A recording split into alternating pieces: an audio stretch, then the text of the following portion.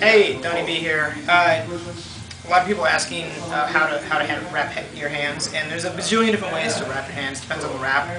You could have Mexican wraps, the really long 20 ones. You could have standard Everlast boxing wraps. For me, the protection is more about the protecting the wrist than it is about protecting the knuckles. So I'll show you. I'm going to show you right-handed weirdos how to wrap your right hand. Typically, I've got 100. I think it's 107, 108 inch wrap.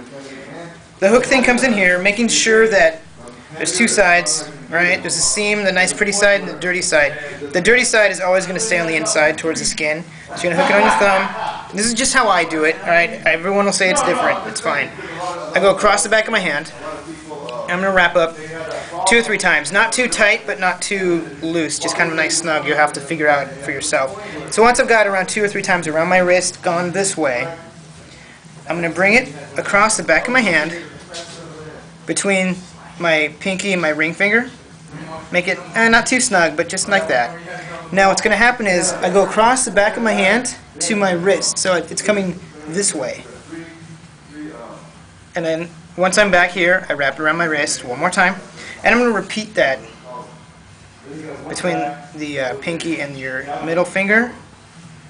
And again, I'm going back across my palm and around. I'm hoping this makes sense.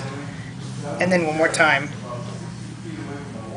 between the index and the middle finger. Now once I'm here, I'm back here at the same spot.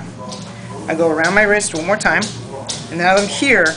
What I do is I go back to where I started, but I go to the outside of the hand.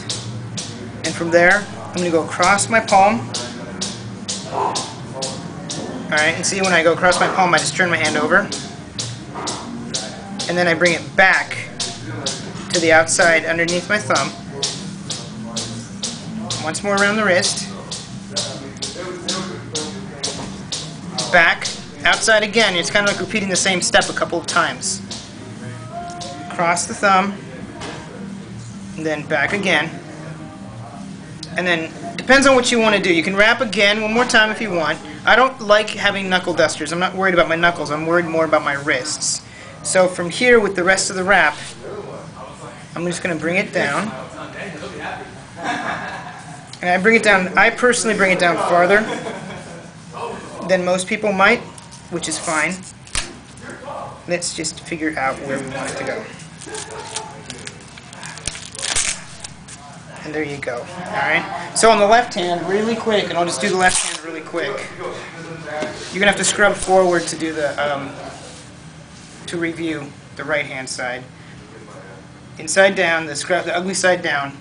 A couple times around the wrist.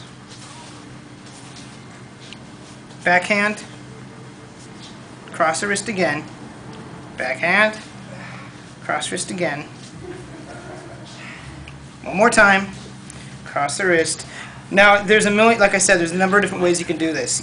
Some people won't do the straps over. They'll just run it around the knuckles a number of times, which is fine. It's all really a personal preference, right? And again, what I'm doing here on this hand is a little bit of a variation on the other hand. I want you to watch the first hand. It's more important. And from here, it's really about protecting the wrist. You don't want to be so tight that you can't have circulation, but you want to make sure that it's tight enough so that if you do, let me show you.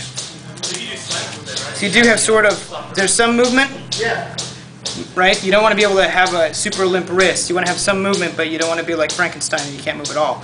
That way, when you make a fist, you can actually close it, right? You don't want to be stuck. You want to have a closed, fully closed fist, and you want your wrists to be straight for when you throw. That's it. Thanks a lot. Donnie B, oldstylemuaythai.com. What's up?